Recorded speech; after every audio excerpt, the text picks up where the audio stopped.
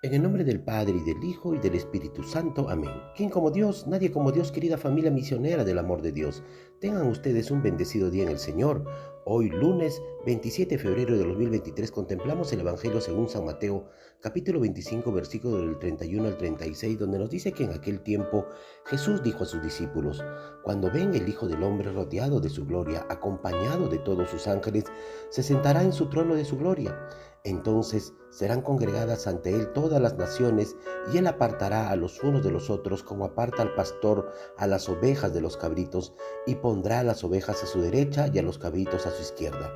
Entonces dirá el rey a los de su derecha: Vengan benditos de mi Padre, tomen posesión del reino preparado para ustedes desde la creación del mundo, porque estuve hambriento y me dieron de comer, sediento y me dieron de beber, era forastero y me hospedaron, estuve desnudo y me vistieron, enfermo y me visitaron, encarcelado y fueron a verme. Los justos le contestarán entonces: Señor, ¿cuándo te hemos visto hambriento y te dimos de comer, sediento y te dimos de beber? ¿Cuándo te vimos forastero y te hospedamos, o desnudo y te vestimos? ¿Cuándo te vimos enfermo o encarcelado y te fuimos a ver? El rey les dirá: Yo les aseguro que cuando lo hicieron con el más insignificante de mis hermanos, con el más pequeño, lo hicieron conmigo. Entonces dirá a los de su izquierda: Apártense de mí, malditos hijos, vayan al fuego eterno preparado para el diablo y sus ángeles, porque estuve hambriento y no me dieron de comer, sediento y no me dieron de beber, era forastero y no me hospedaron, estuve desnudo y no me vistieron, enfermo, encarcelado y no me visitaron. Entonces ellos le responderán: Señor, ¿cuándo te vimos hambriento o sediento, de forastero o desnudo, enfermo o encarcelado, y no te asistimos? Y él les explicará: Yo les aseguro que cuando no lo hicieron cuando uno de ellos, el más insignificante, tampoco lo hicieron conmigo. Entonces irán estos al castigo eterno y los justos a la vida eterna. Es palabra de Dios. Gloria a ti, Señor Jesús. Hermanos, qué interesante hoy día nos enseña esta lectura, porque nos habla prácticamente del juicio final, del día final. Pero para esto, justamente ese código de santidad, esa ley de santidad, nos habla la primera lectura, donde Dios le habla a Moisés, y Moisés a todo el pueblo de Israel, y les invita a cada uno de ellos, también como a nosotros en la actualidad. Nos dice que seamos santos, porque Dios es santo. Amén. Y seamos como Él. No se puede entender la vida, hermanos, de un hijo de Dios, y posteriormente podríamos decir de un seguidor de Cristo, si no es una vida de justicia, si no es una vida en rectitud, si no es una vida en santidad. Amén. Podríamos decir inclusive que toda la ley y todos los preceptos que Dios ha dado a su pueblo tiene como un único fin. Es decir, el único fin es conducirnos a la santidad, de manera de la observancia que estos manifiestan el estado de la santidad de Dios, que quiere que cada uno de nosotros lo seamos. En esta primera semana de Cuaresma, de liturgia, por eso es que nos invita a preparar y a trabajar sobre un proyecto de vida que nos vaya conduciendo a la santidad, o que logre que ésta continúe desarrollándosela en cada uno de nosotros. Por ello, hermanos, que en esta lectura se nos propone lo que está a la base de toda la vida santa, y que es el cumplimiento de la ley de Dios. No podemos aspirar a cosas mayores cuando lo mínimo, lo básico, no lo estamos cumpliendo, hermanos. Es pues necesario que antes de realizar cualquier proyecto veamos en dónde estamos con respecto a los mandamientos. ¿Lo estamos cumpliendo o no lo estamos cumpliendo? Y este cumplimiento, hermanos, ¿está hecho por amor o solamente está hecho por obligación? Pensemos pues cada uno de nosotros cuáles serían las primeras acciones concretas que tendríamos que realizar para que Él, o los mandamientos que no estamos observando, o que no estamos cautelando, que no estamos siguiendo, puedan ser vividos en la alegría de Dios. Recuerda, hermano, hermana, que la Cuaresma es un tiempo de trabajo espiritual que nos ha llevado, o que nos puede llevar a vivir de una manera más plena a la vida del Evangelio. Amén. Y todo esto de la primera lectura y del Salmo de hoy nos preparan justamente para entender mejor el Evangelio de San Mateo, que nos habla de cómo será el juicio final, cómo será ese juicio universal, sobre cada uno de nosotros, sobre ti, sobre mí. Y pues señalará Jesús a sus discípulos en instrucciones finales que Dios juzgará a cada uno de nosotros y nos va a juzgar por las obras de justicia, por las obras de caridad, por las obras de amor. Obviamente que nosotros hemos practicado con los demás.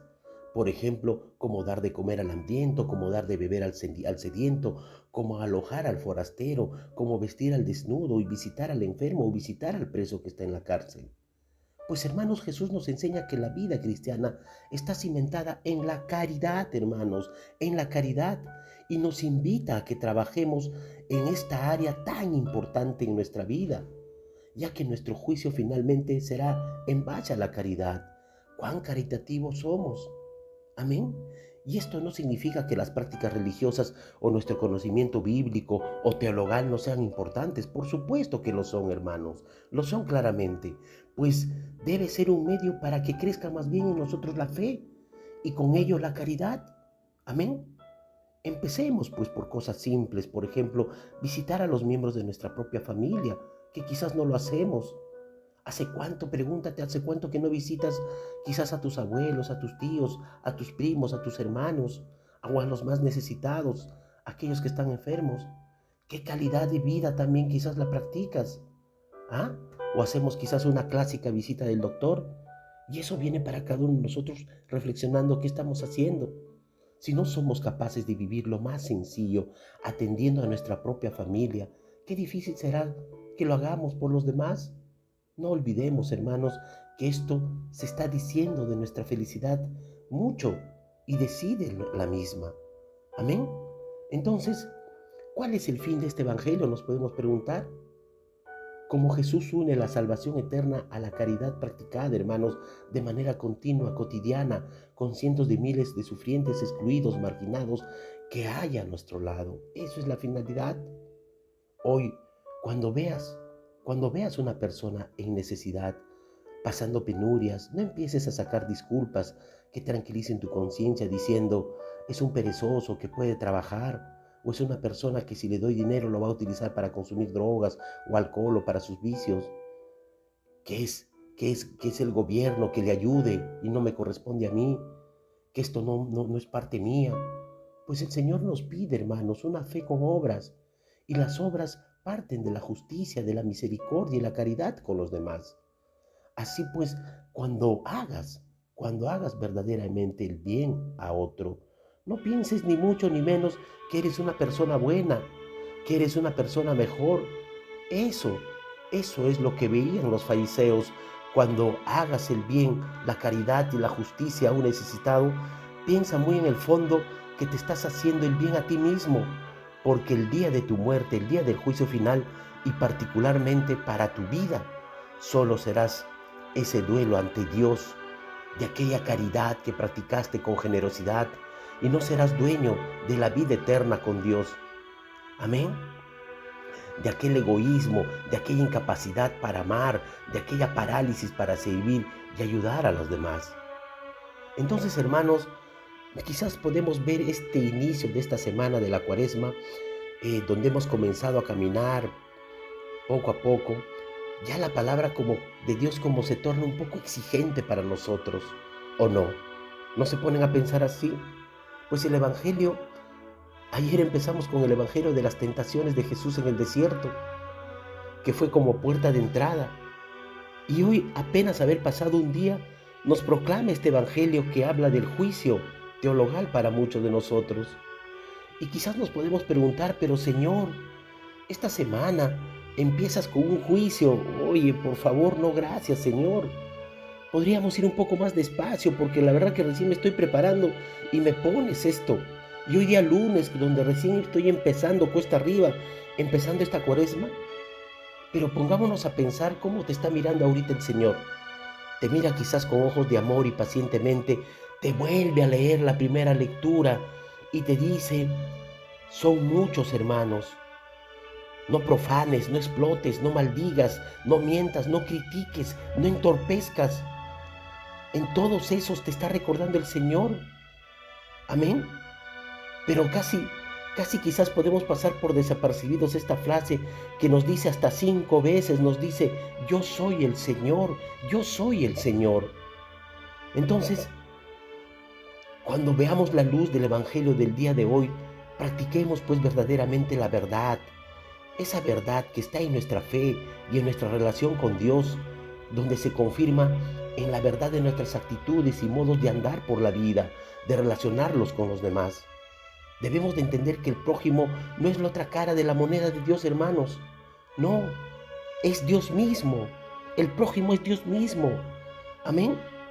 Y no porque sean los mismos, sino porque Dios ha querido unirse con la humanidad en Cristo. Y eso ya nos tiene la vuelta a nosotros cada día.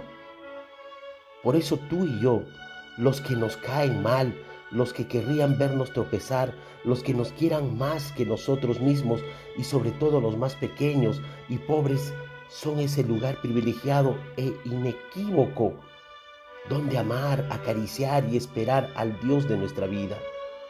Amén.